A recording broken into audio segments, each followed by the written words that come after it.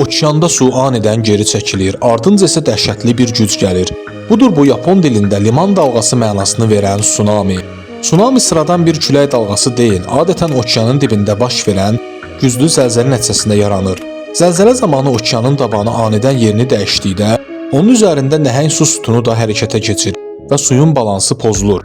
Açıq okeanda tsunami aldadıcı dərəcədə kiçik, cəmi 1 metr hündürlüyündə görünə bilər. Lakin onun sürəti saatda 800 kilometrə çatır ki, bu sürət onun təyyarə qədər sürətli olduğunu göstərir. Əsl təhlükə dayaz sahil sularına yaxınlaşanda başlayır. Tsunami yavaşladıqca bütün enerjisi birləşir və dalğanın hündürlüyü kəskin şəkildə artaraq 10 metrdən çox ola bilər. Bu sahilə çırpılan sıradan bir dalğa deyil, öz gücünü sonuna qədər qoruyaraq gələn nəhəng bir su divarıdır.